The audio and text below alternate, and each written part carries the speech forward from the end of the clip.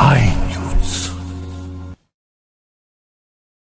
सटाणा येथे नगर परिषदेच्या निवडणुकीचा प्रचार शिवसेनेने दमदार पद्धतीने सुरू केला असून प्रभाग क्रमांक 1 मधील उमेदवारांनी गणपती मंदिरात दर्शन घेऊन प्रचाराला शुभारंभ केला।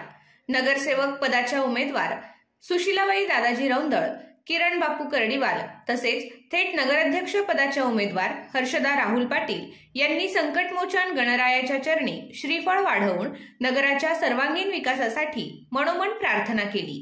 यावेळी प्रभागातील शेकडो नागरिक उपस्थित होते।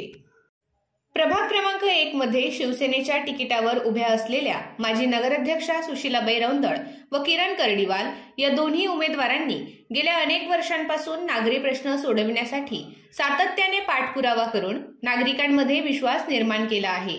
सुखदुःखात सहभागी होण्याची, लोकाभिमुख काम करण्याची त्यांची पद्धत प्रभागातील मतदारांना जवळची वाटत आहे। त्यामुळे प्रचाराच्या सुरुवातीपासूनच त्यांना उत्स्फूर्त जनसमर्थन मिळत असून प्रत्येक घराशी आपलेपणाचे नाते निर्माण झाले आहे।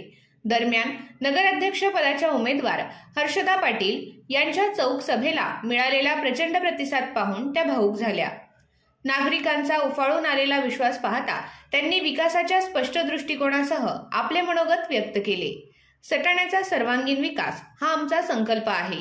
नववसाहतींसह संपूर्ण शहरात पिण्याच्या पाण्याची शाश्वत व्यवस्था, भुयारी गटार, स्वच्छता, सुशोभीकरण आणि खड्डेमुक्त रस्त्यांचे जाळे उभारणे हा शिवसेनेचा अजेंडा आहे। शहरात बदल घडवायचा असेल तर नागरी विकासाला गती देणारे नेतृत्व सत्तेत येणे आवश्यक आहे, असे हर्षदा पाटील यांनी सांगितले।